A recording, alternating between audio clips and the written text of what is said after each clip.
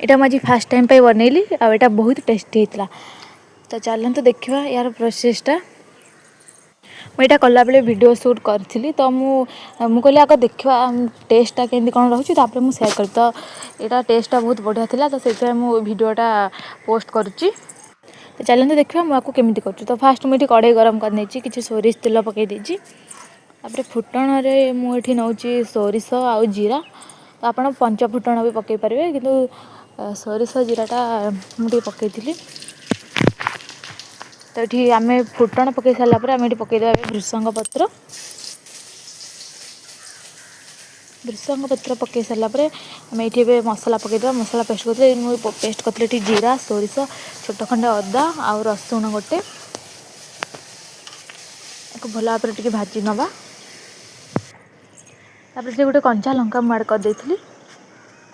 गोटे सुखिला लंका 3 ରୁ 4टा ऐड करी तो गोटे कंचा लंका ये ऐड कर।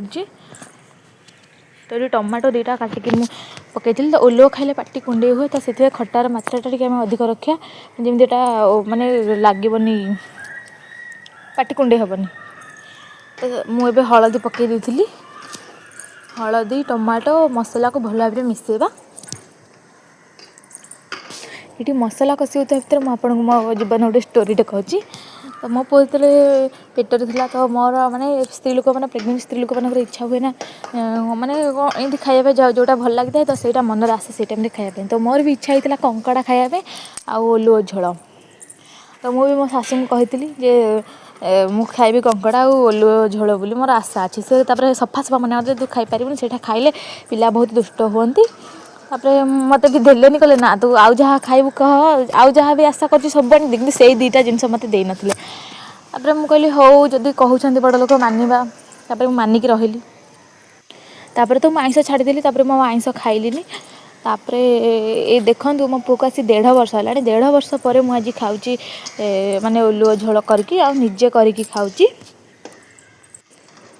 हाँ तो आपण मानक मो स्टोरीटा केमती लगिला कहिबे।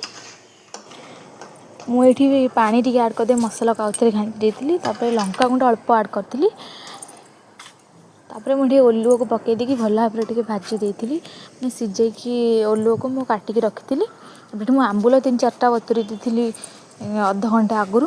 तो आंबुल पानी और आंबुल को ये देदेव से आंबुल पानी पकईबनी से देते। तापर ये लुण एवं पकईदेवा